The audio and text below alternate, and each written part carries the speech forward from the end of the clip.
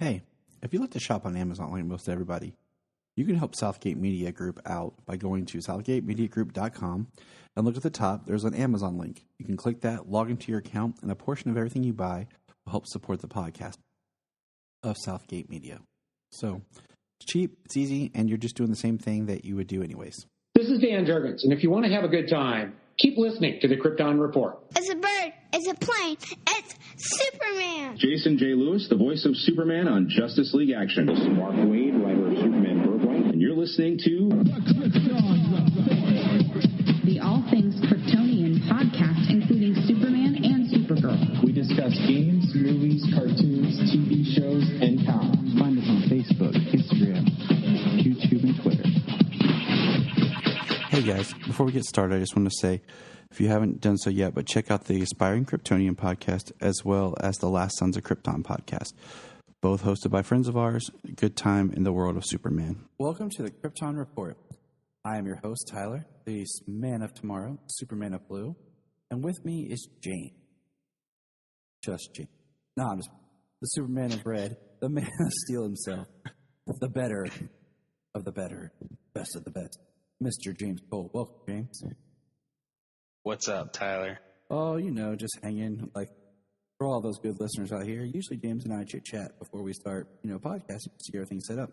We spend about 40 minutes talking about everything under the sun and all the stuff that we're watching that is just comic-esque related about. It's crazy how much content is out there. And then we're like, hey, don't we have a podcast to do? Yeah. But it's crazy. So, good times. Yes, very good times. I'm enjoying watching the things I'm enjoying right now. It's a good time. It's actually out of DC and some out of comic book and just some different stuff, fantasy, science fiction. I'm enjoying myself. It's a good time to love this stuff that we do, and we just need all the people who suck and complain about everything under the sun to stop because the bubble will burst. So we just got to enjoy what we can now. So, speaking of DC, man, it is time to talk about another DC animated movie. And what's funny is I got thinking about this. Because of just life, we never did a review. We kind of quickly mentioned it on Batman, Soul of the Dragon. We've done every DC movie, but we've never done a review on that one just because we just missed the window of life. And I was like, wow, all right. So I thought, that was worth mentioning. That's an odd one out. It is a very odd one, though, period. It's another one that's they just used Batman to sell it. Batman fits in that realm of hand-to-hand combatants and stuff. Oh, he totally does. It just isn't a Batman movie. No. And that's the thing is he's barely in it, and they just use him to sell it. But that's not the movie we're here to talk about. We are here to talk about Justice Society, World War II. And when this one was announced, I was kind of like, okay, because I think sometimes the Justice Society is very hit or miss. I don't know. What's your kind of history? It probably depends on the story you tell. I don't have a whole lot of extra history with the JSA outside of event books, as well as JSA on Smallville, Stargirl, Legends. That's the majority of my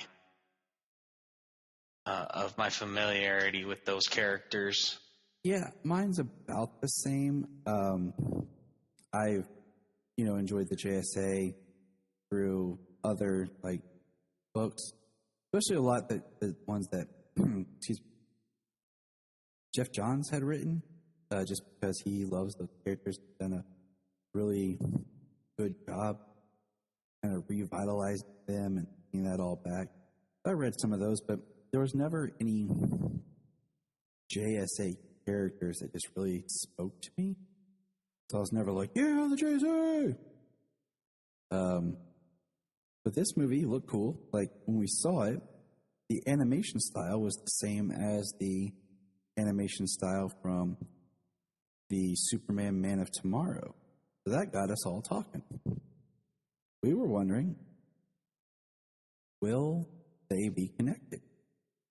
Is this some sort of start to a new continuity, or is this just some new default animation style? Because there hasn't been that many movies since the what do you call it? Justice League Dark Apocalypse War. Yes, I was like, wait, I'm going to say it wrong unless I get James to say it. So good job, James. You're welcome. Yeah. We've done this for a few years. We can finish each other's sentences once in a while. It happens. But he's probably looking at me like, what the? So, and in those movies, like, well, see, we got what all did we get? Man of Tomorrow, Soul of the Dragon, this one. Oh, since? Yeah, these three. Is that it? No.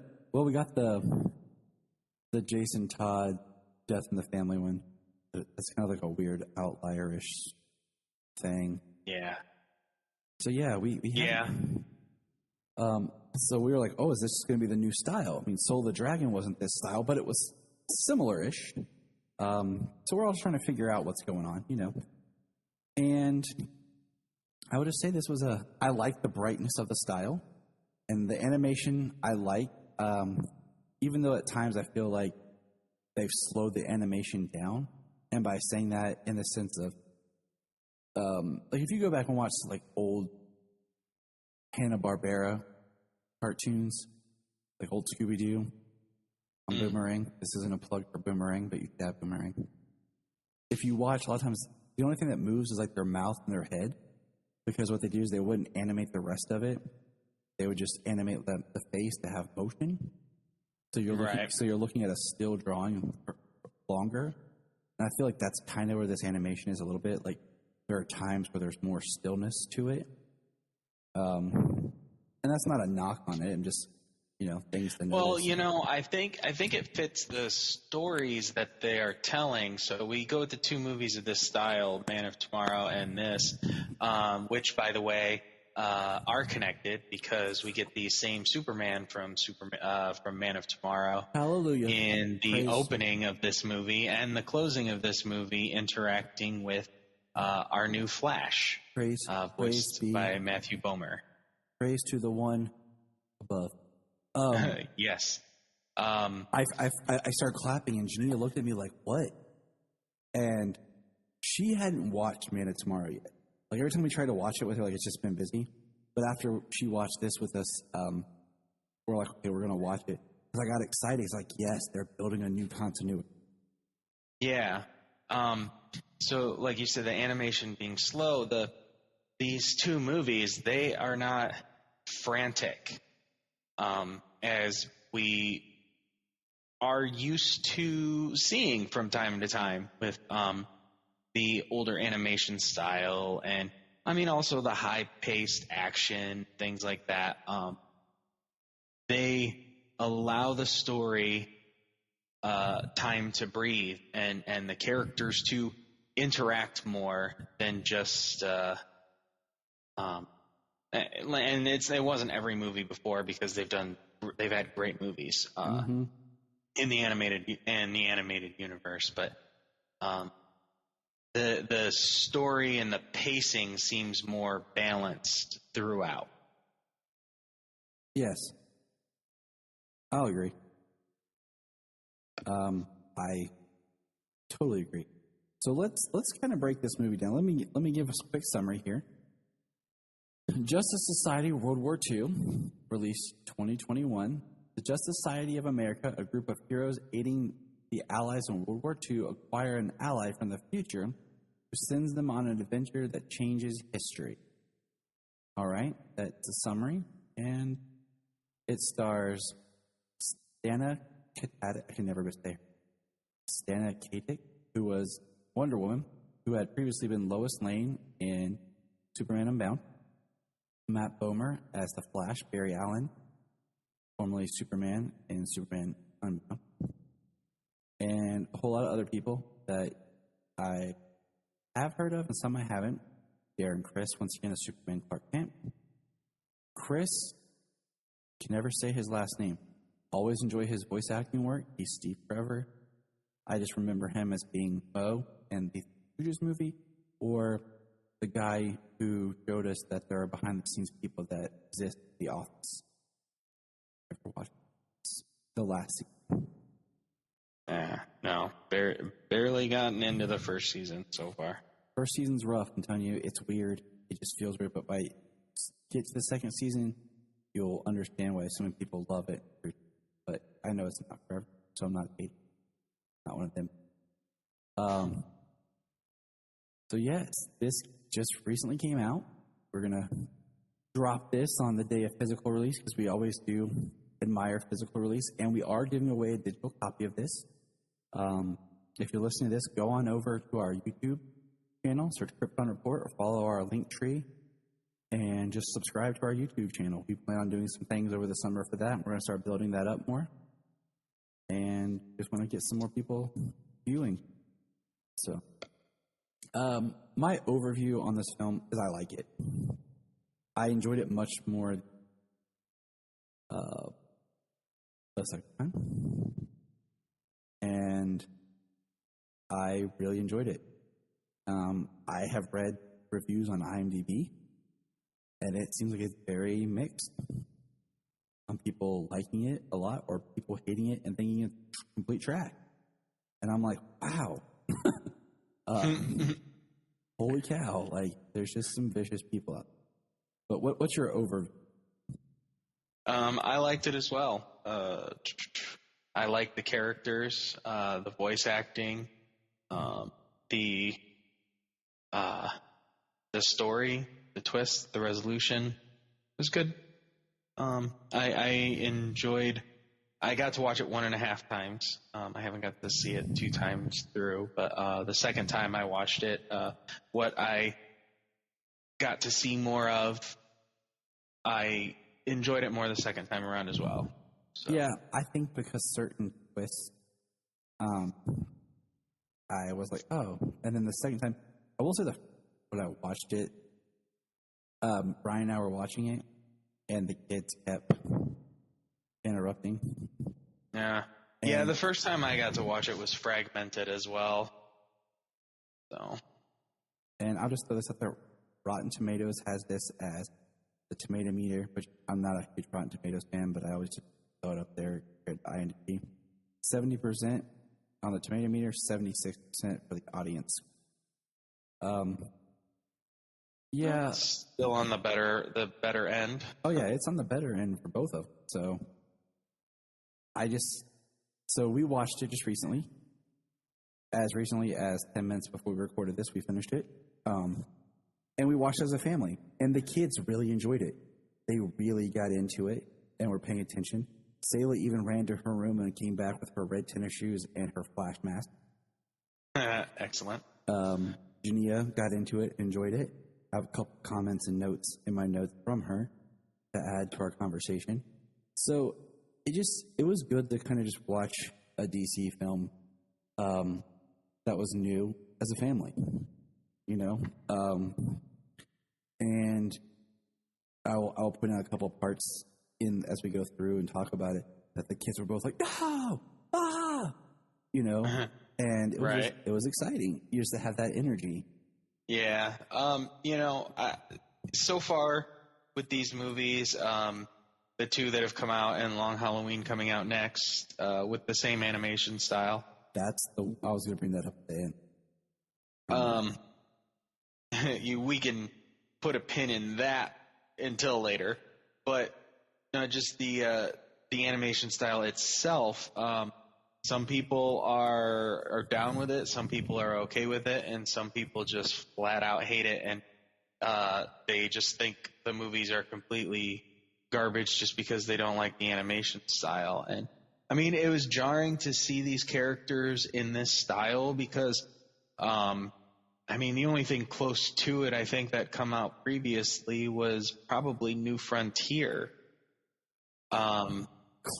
Just with this, art style and like lines and colors, but this is obviously newer and updated and digital, but this is the only one that could compare to it, but it wasn't trying to be it either. So this art style is not for everybody. It's jarring to kind of see these characters in this way when we are so used to seeing them done in more in ways that the animation still resembled the comics more.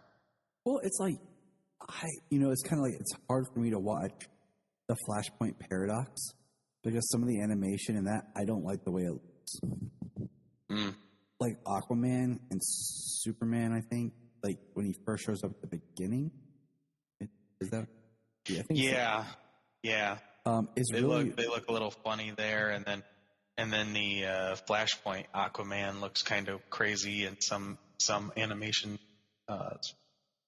in some spots of the film. And even in the continuity films, if you were to watch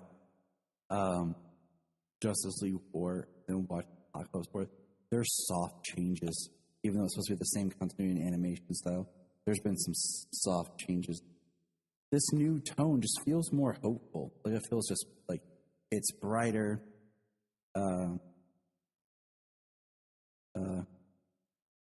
So right, it's nice. So something we were, I don't know if I want to say wrong about. I mean, I wouldn't say wrong just because we were guessing that it would be, and it would be kind of cool if it was, was the, it being the same Flash coming from like Darkseid War, like from like when he kickstarted the new universe. That's not the case. They don't make any kind of reference to that whatsoever. So this is a new Flash in a new story, and it's awesome to see Man of Tomorrow's Superman continuing into another film, like starting to build something and taking their time with it. I believe it is very nice to just have like a new content, because I mean we all love, I don't mind one-offs, but we really all love a good continuity. Oh yeah, the storytelling possibilities really become nearly limitless when you can bring people together.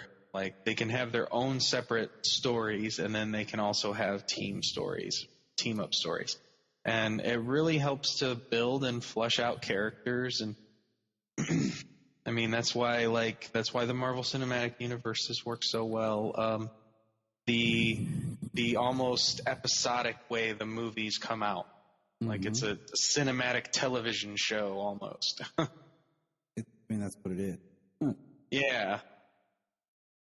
But let's get into it. But we've got a Flash movie, which we never got a Flash-centric movie. I mean, except for if you want to call Flashpoint the Flash-centric movie in the last continuity. I didn't, but the director did. He had a conversation with her. I just said I really enjoyed it. I just I mean, even this it's Flash-centric, but he's not the only character, like hero. Still have other we get into it. So let's actually get into what went on. Word. Well, yes. Word. So I like using 90s slang, and there's nothing funnier than talking into the 2000s was Lil Jon. Yeah. Cracking up. My voice was cracking. I really messed that up. Don't judge me. When my kids, when we're watching something and my kids look at me like, "Daddy, that was dope." I'm like, yes, it was. Right. Yes, it was. So, the movie starts out like a clip reel, and I was going to ask you, like, we've had a little bit of this conversation, like DC kind of existing in like real world history, because we have FDR being basically briefed by Steve Trevor of what's going on. And one of the clips of just things they're showing the Nazis doing that I wrote down was, looked like they found the Spear of Destiny. Right. Did you catch that? Yeah. And it looked pretty close to the drawing of it looked pretty close to the look of the Spear of Destiny prop from Constantine with Keanu Reeves. Yeah, it did. That's what it reminded me of. So I was like, oh, all right. Okay. And so we get Steve Trevor talking to FDR and introduces Wonder Woman as this team's leader. And he kind of goes down the roster. And it's really interesting because then it cuts and we have Barry Allen with Iris, who is now in animation an African American. So now all I have to do is change the comic. I'll be all caught up. So that's getting kind of, I think, more and more solidified as being the norm for the character. And they're in Metropolis on a picnic. And he says, I think we'll see Superman. Which I thought was kind of interesting. That right there told me that this world, they have yet to meet or interact together. I was like, okay. This is important, And so Iris and him are talking. And what kind of threw me was Iris says to him, kind of angrily, she says, is this a fling to you? And he goes, no. And then she says, we've been together for years. And I'm just like, hold on, bro. Right. You guys have been there for fling. Fling doesn't typically last for years. Right. And that's when I was like, something isn't right. Right. Okay. A fling is measured in like days and weeks. Yeah, like like maybe months, and maybe a year. Maybe this is like the end of a year conversation of, hey, we've been doing this too long. Right. And you're like, yeah, that would make sense. But years? But anyways, so that is completely, threw me. I was like, man, what's going on? But we see that Superman is having a battle with Brainiac. And that was cool because what you said, I was super excited because there's Superman from the Man of Tomorrow. So right there proved what we had hoped for. Yeah, same voice actor, same costume, same look of the character. So, it's kind of interesting though, him having one of his huge villains being the beginning and end, the bookend of this movie. Thank you, because that was my thought. It wasn't like he was fighting like an inner gang or like a Lobo or a Metallo or somebody, something like that where you're like, man, okay, cool. He was fighting Brainiac. So they must have been like, all right, guys, we're just going to take Brainiac off the table. We're done. Well, are they taking Brainiac off the table or just like giving you a taste of Brainiac? Because we know that Brainiac doesn't stop. Brainiac doesn't end. He's always got preparations for any outcome, for any win or loss. It's true. It's true. It was shocking, thrilling. Yeah. And, he has a quick interaction. Brainiac gets super pinned, and Flash is like, how can I help? And he's, you can do this. And Flash takes off. Brainiac gets a kryptonite bullet, and Flash takes off after. And then do this really cool, way they do it. He goes to get it, but Flash enters the Speed Force. And ends up in World War II. And it's kind of exciting and thrilling. He's even says, wait, where am I?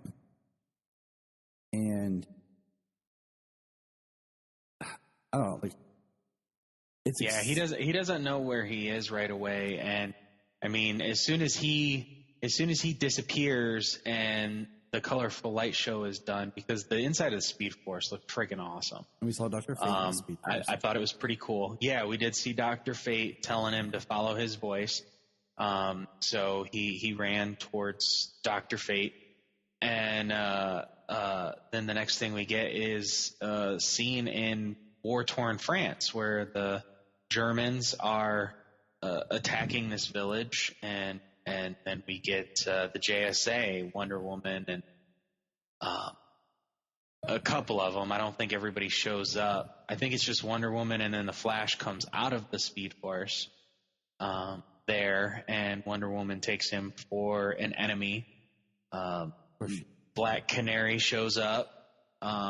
Well, this Wonder Woman, she's very gung-ho. She's very badass. She's incredibly strong. She's incredibly powerful. The things she does in this movie, she's number one, Shania really liked this Wonder Woman. She really liked did too. Her look. She loved the design on her shield. She loved her voice. She said she should have a exotic, different type of voice. And the only thing she said she didn't like was that her boots were more like heels. But she's like, I get it because of the time. She's like, I just don't. Right. And I was like, and then we get Dinah Lance showing up. We get Black Canary. Once again, Jania liked her a lot. Did not like her pirate boots. No. I did like her character. She kind of had the black leather. She had gray pants as opposed to fishnets. Yeah. And she had an old school domino mask. I like that. It was really cool. And she's there to guard Flash, and Flash hears people in trouble. She tells him they're in France. He runs off and he saves people in a really awesome action sequence. Oh man, it is totally awesome. Because if you pay attention, he basically maneuvers everyone so that they're not hurt. Even the Nazis and stuff are not hurt. So when it's over, they're everyone just goes down. No one gets hit by the bullets. Yeah.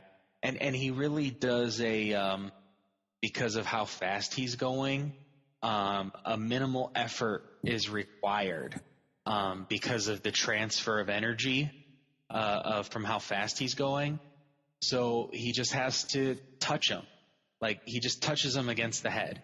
The last guy, before everything happens in an instant, he punches apt. He doesn't even hit, but just the inertia through the air, the energy transfer through the air from his fist sends the guy flying headfirst into a brick wall.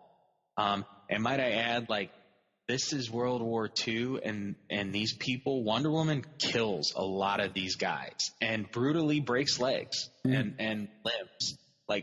She kicks some serious butt. But the thing I thought was really awesome about the action sequence there was last action sequence we saw Flash against a whole bunch of bullets was Flashpoint. And the bullets are out there, but the Flash is going so fast that nearly everything is frozen in place when he's doing what he's doing. But in this one, when he moves, like, he's not moving at top speed where everything's frozen in place, but everything is actually still moving at a much reduced rate. So when he closes in and they're firing at him, like, he still actually has to pull a dodge and move out of the way, because the guys, they're still firing and the bullets are still coming at him. And so, like, he actually has to maneuver around the bullets. You see them actually moving, and, like, he actually has to make actual turns and stuff while it's all happening. It's awesome. Yeah, unlike I said, most of the time we get super speed, most things are frozen in place. Everything was on the move in that sequence. It was really awesome. I really enjoyed the way the Flash was depicted. I'm just going to say, I love that. Yeah. Oh, incredibly smart. When Steve Trevor's plane is going down, the wingspan, the trajectory, the speed, or the velocity, whatever, he's like, he's not going to make it. Like, yeah, and he takes off. Like, and that's what the Flash should be. We haven't seen that from the Flash, especially with the show. Well, I think because of the show, because of the nature of the show, they minimize our heroes because they have to give certain things to our side characters. So instead of giving Barry the intelligence he should have, they make Cisco more intelligent to give him someone to bounce, or Harrison. Right. Because, I mean, when they did the episodes, I really loved, this is spoilers maybe, where he was having his speed brain or whatever. I mean, that's how the Flash should be. Like, but we digress. Yeah. I mean, he bounces back and forth with people, but everything is on his team to do. You know, when Barry is a genius level intellect, and Batman considers one of the best detectives, one of the best CSIs on the planet. So, yes, sorry, I was going to say, you're talking about Barry being smart. Like, you notice that he does the one thing to save Steve Trevor, but Jay learns from him. And throughout this movie, they both actually they both learn from each other. Because one, Barry learns that he can phase through objects, and he says, "What have I been doing all these years?" And I'm like, "Years, once again. What are you doing?" And then he learns the Speed Force. So I guess Barry had never tapped into the Speed Force till this. Yeah, it seems that way. Yeah. And what's interesting is they say he teaches him the wind trick. He teaches him how to build up electricity when he jump starts the submarine. Mm-hmm. And it's really cool because Jay uses those techniques. Like, he uses the air with Barry. He uses the air inside of the big hall where he does some fighting in there. And then he uses the electricity trick when they say, "Can you jumpstart the submarine again?" And he teaches Barry how to phase through. So yeah, it's pretty awesome. I like that they're not sure what to call him. So they call him Future Boy. And yeah, I'm the Flash. We already got one of those. How about Future Boy? Now, I do think it's interesting how they set up that basically Steve proposes to Diana, and it's kind of a constant thing where he's trying to, like, every day kind of propose to her or say yes, and she's like, "Oh, she'll say yes one of these days." And it's kind of sweet because he's like, "Isn't that kind of a stalker?" And he's like, No, she said she would. And then he's like, "Are they always like this?" Yes. Yeah. It's funny though how a couple of words as what we consider them today is not what people would have considered those words to mean in World War II. Oh yeah. So a couple of exchanges are like, they don't understand what Flash is saying just because of, like, quote unquote modern slang. Mm-hmm. He says, So he says, oh, cool. And he says, cool. That's nifty. yeah. He says that, and what was the other thing he said? Oh, damn it! Now I'm blanking on the other thing he said. There was a second exchange I knew of. There was, and because I was like, oh, yeah. I was actually thinking. Yeah, I was thinking of it, and then you brought up the cool one, and then it just popped out of my head. Whatever. You're like, you'll see it when you watch it, listener. Trust me, it's really cool.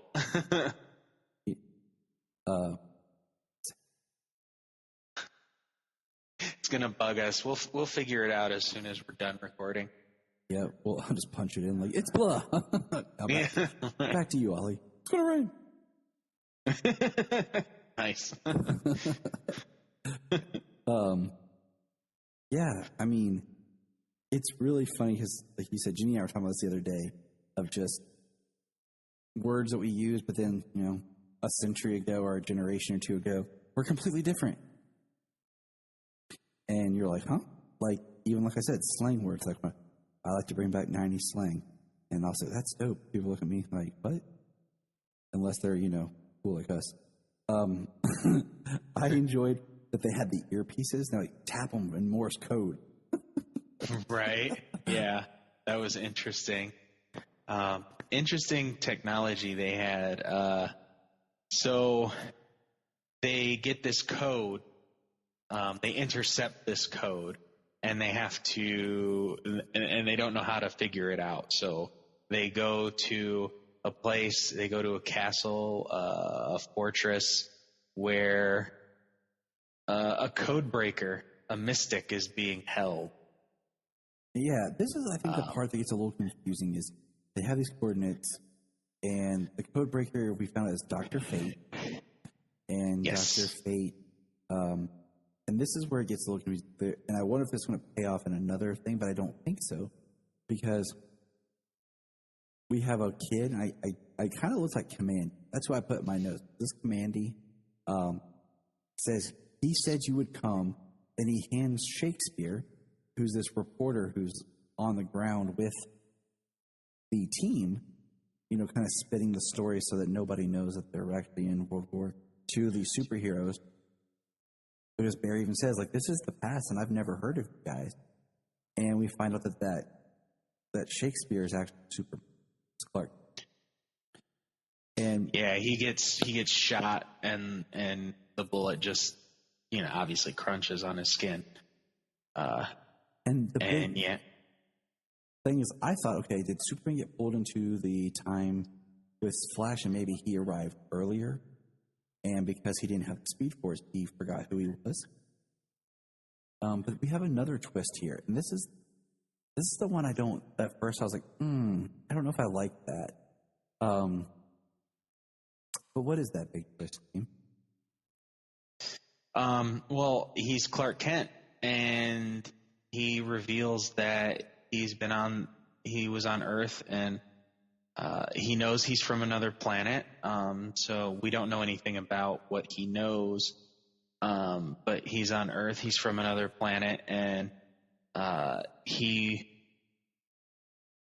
his parents, who adopted him, Jonathan and Martha Kent, died when he was 3, and he was shipped off to an orphanage. So Superman's life, the life he had, it turns out that Flash, through the Speed Force, went to another Earth, not the past. And that's when I was like, okay. Because like this whole time I was thinking like he's in the past, and what will happen is he'll come back in the future. And then at the end of the movies, he'll find Wonder Woman now in his present day. Right. That's what remember him, maybe call him Future Boy or something. Right. And it would be like, okay, so Flash and Superman and now Wonder Woman are starting this Justice League. Yeah. But no, it's an alternate Earth, which kind of sucks because I really liked this Wonder Woman. And I'm like, man, we're not really going to get this Wonder Woman now. Yeah. I mean, it'll be interesting if they actually bring the same woman back to voice a Wonder Woman on, like, Barry and Clark's Earth, our prime so-called Earth, for the animated continuity. And and just got to play her a little different, because she's not in the 1940s and she's on this world, this time. What has she been up to in this time? So that would be interesting to see. So what I actually heard, because I haven't watched it yet, the Commandy short. It's actually there's a DC. I saw the showcase. Yeah, I haven't watched it either. I have not watched it. It's Commandy Showcase, and I heard in that short he is tasked with going in the past to Superman. So the idea, I think, is that actually that is Commandy going to Superman. Okay. So I was like, wait, so yeah, the short actually connects, is what I heard. I haven't watched it. But yeah, so Flash finds out they're on another Earth, and Dr. Fate gives him the code, and it's the Bermuda Triangle. But he's also, they called him crazy. Yeah. He's a lunatic. He's a psychotic. And obviously he seems that way. The castle, the fortress, it's pretty messed up. I mean, there's dead bodies in cells. They had the young boy chained up, who appears to be Commandy. This is the darkest part of the movie. Yeah, and Dr. Fate, he's chained up. He's strapped to a chair, and he's got like bloody scars on his body. Like he's been tortured. But he's also like talking, he's saying things, he's like having a conversation with himself. We know that he's like conversing with Naboo, in his head, because, putting on the helm in different continuities makes the wearer crazy because of the knowledge that Naboo possesses. So, like, he's arguing with Naboo, and he's like, no, I will not tell him about the League. And, like, he knows Flash is from another Earth. And that actually gives Flash the idea when he goes back later to talk to Superman about teaming up. Yeah, to kind of jump ahead, I love that it's Superman and Flash stuff. Oh, absolutely. Like, that's like the two biggest hearts. Yes. On the League to begin with. Because Flash even so says... you know that the League is coming from a good place if Flash and Superman are its, like, two main founders. And, he even says... when he meets, Shakespeare, Clark Kent, Superman on this Earth, said, "You're the most selfless person I know." Like, and it's just, he's like, yeah, this is a different Earth. We also learned that the Speed Force, and this is what I put in my notes as interesting, that the Speed Force, when there's two speedsters, they can't both be pulling from the Speed Force. It like depowers one of them. And I'm like, is that because we're on a different Earth? Because that would be very interesting when we get, like, say, Kid Flash or even the other speedsters on the main Earth with Barry, about how the Speed Force can fluctuate if they go that route. Now, this is the part, okay, so after this, they get in the submarine, and it's really cool, and this is the part where I feel like the movie kind of changes. And it's a little jarring at first, because, it's World War II.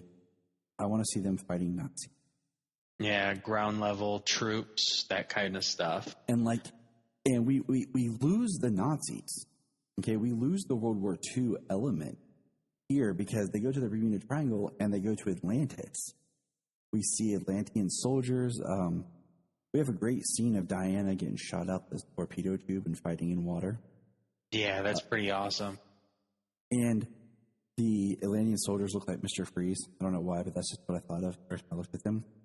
Yeah, they're blue with red eyes, and they have glass domes. Like, why are Atlanteans wearing underwater suits? And So it was just, we meet Hawkman, King Arthur of Atlantis. So I was like, okay, that's interesting too, I guess, because we know, like, in normal times table, Wonder Woman's, like, immortal. Her age is different. But having Arthur as himself and now Superman, it's like we're making our way for this era's Justice League. This Earth 2 now that we know it's Earth 2. And so he has this advisor. Did you figure out who the advisor is?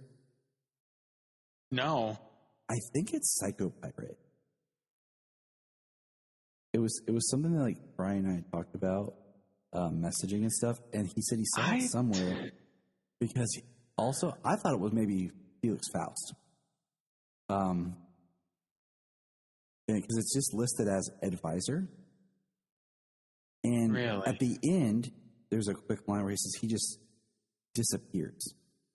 So I feel like that's going to be maybe an ongoing thing. And I just thought that was interesting. Because he has Arthur he's controlling Arthur. Well, he's psychic. Basically, locks he controls their mind. Heroes up. And Atlantis now is going to attack the surface world because they're in league with Hitler. Arthur says, "I Hitler."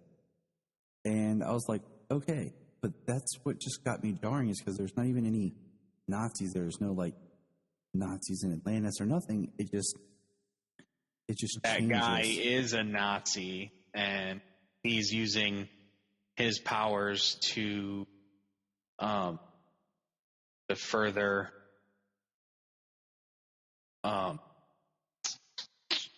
or to try and win the war using Atlantean technology. So it was just one of those, like, huh. Like I said, it just feels kind of jarred. Because now we go. Yeah. The final part, they're basically at New York trying to stop the Atlantean invasion. The action is amazing. We have some great scenes. Some cool creature designs. Let's see. Got like a flying, almost Bat ray type creature. I call it the bat shark. Bat shark. There's a very vicious crab, crustacean creature, and then basically the Karathan. Yep, that's where Solomon lost his stuff. He loved. Yeah. And we have some great action. Steve Trevor has some great quips about. He's like, join the war, fight in a submarine, fall in love with an Amazon princess, fight people from under the water, meet a person in the future. Steve Trevor, never say you're ever bored again. Right. And one person we haven't really talked much about is Hawkman. I really like this Hawkman. The voice actor is great. His story arc, and he's kind of a voice of reason and conscience, and especially to and intelligence. Black Canary, who, like, she's calm, very closed off, and he gets stabbed by the bat shark and dies, and, like, his final words is him calling out to Shira, and then after that, Black Canary loses her jump, and, like, she goes off and shows how powerful she is. And she does one scream that blows the water out of the bay. And he's like, she blow the water away? I'm like, yes. Well, and then what does she do to the bat shark? She strips it of its skin, its muscle, and turns it to dust. Yeah. Her scream literally, like, rips the flesh off of its bones and then shatters its bones to dust. So Wonder Woman is battling Aquaman in an amazing battle. I mean, that is just, the animation's great, the battle is awesome, and they're fist fighting, and it is just good. The hand-to-hand combat that they had against each other was so cool. That's worth watching. And so Wonder Woman kind of gets knocked down, and Steve's like, I gotta help her. And I wrote in my notes here, Steve ghost rides his whip. Because my cousin used to listen to this song all the time about ghost riding the whip, and I was like, "What?" Hilarious. He's like, "You know, I used to ghost ride your bike, where you ride it and jump off and just let it go." And I'm like, "Oh my god!" And that's what he does. He just shoots a car. He takes out Aquaman, and Wonder Woman's down, and Steve picks up a gun. He's like, "Don't worry, darling, I got this." And he starts shooting Aquaman, and he's like, "Who are you that would stop him?"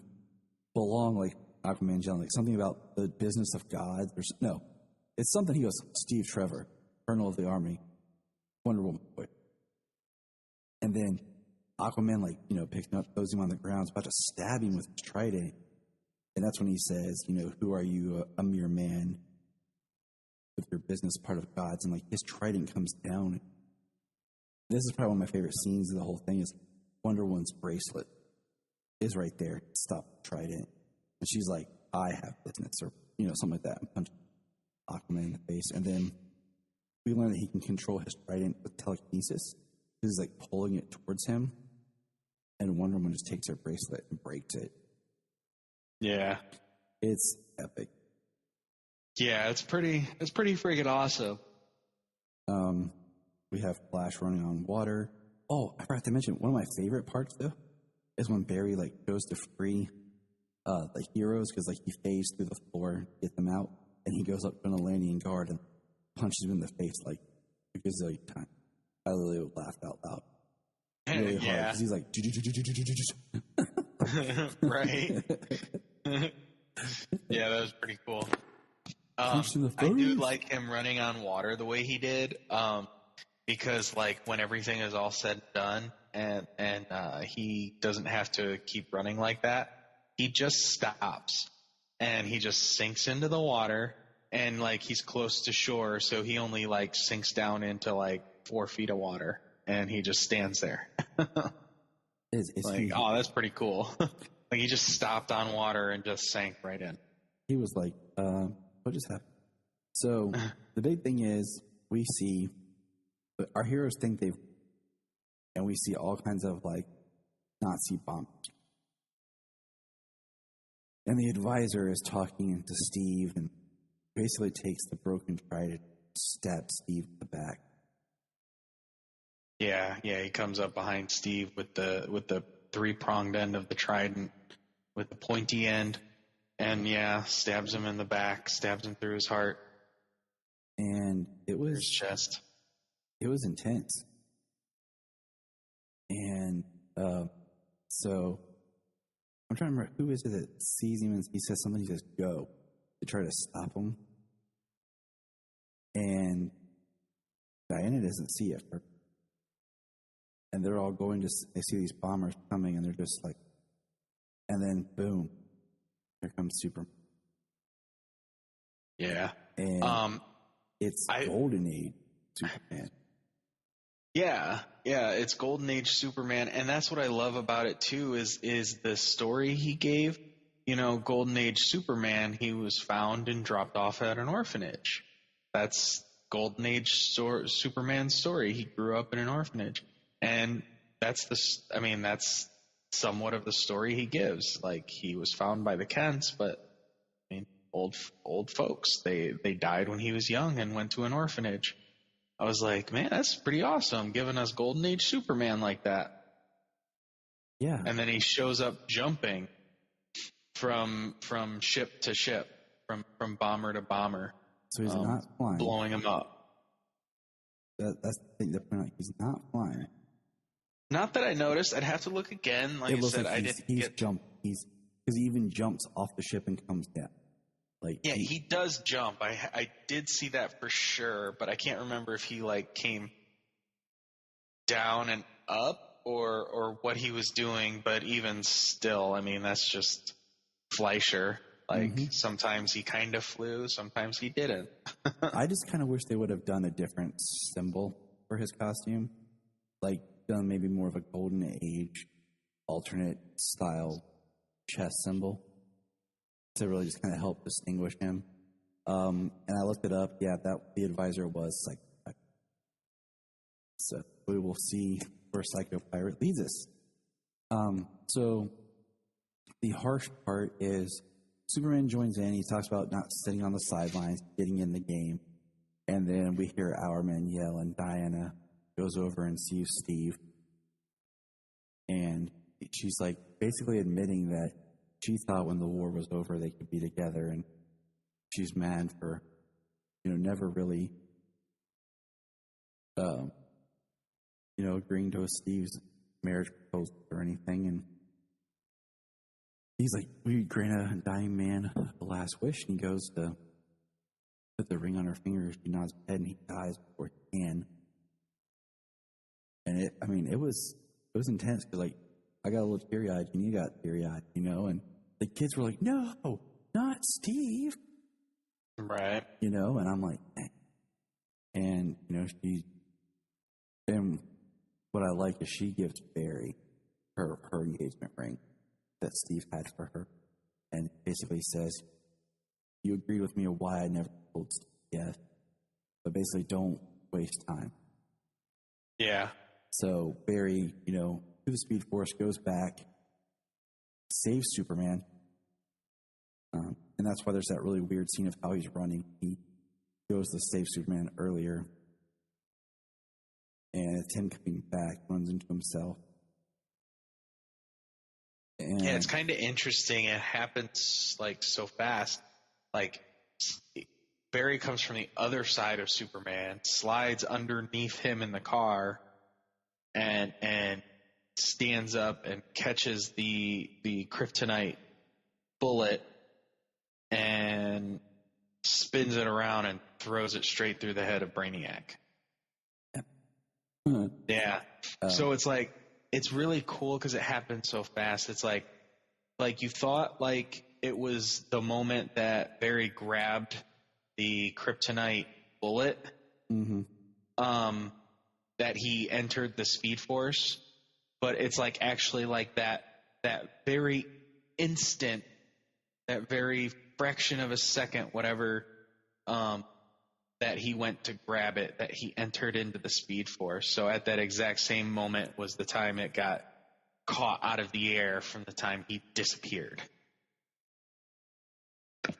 And then that's when he saves Superman. They talk about, we should team up because there's going to be threats.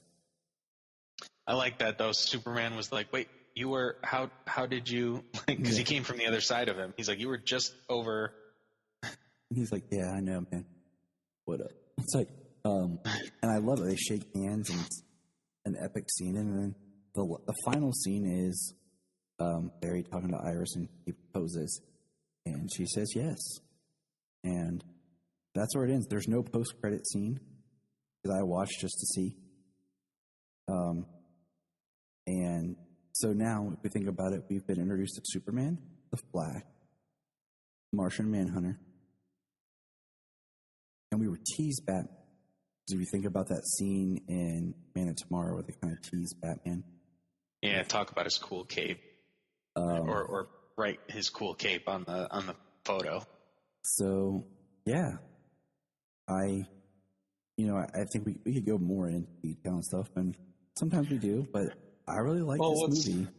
Yeah. Well, what's going to be kind of cool is we got this. I mean, if we got Batman Long Halloween Part 1 and Part 2 coming out, and it's the same animation style, if it's in the same continuity, this is Batman year 2. Like, Long Halloween is year 2 in his career. He's still just starting. So that means like Superman just started. He's not very far along. Batman's not very far along. The Flash is not that very far along. You know what I mean? Yeah, they're all within the first couple of years, and I like that about, and I like that we're going to get new continuity because like we said, we enjoy these characters, and we enjoy these characters together, and it'll be nice to see. Absolutely. So, I enjoyed it. I actually enjoyed it more. And I think if I go back and watch it again, I'll enjoy it even more. And I think what got me was just the jarringness of when Atlantis shows up feeling like I'm being taken out of the movie I thought I was watching. And right. Well, I'm looking forward to picking up this physical copy tomorrow and watching it again and checking out that Commandy short, seeing how it fits. Yeah, we all know that we sit around and can't wait. And I know, right? That's James' favorite character. It's like, Commander, what's up, bro? But the last man on Earth. So, anyways, everybody, check out Justice Society World War II, newest DC film. Shoot us a message online. Let us know what you think. If you enjoyed it, keep us up to date and be looking out for our digital giveaway. Remember, James is cooler than me.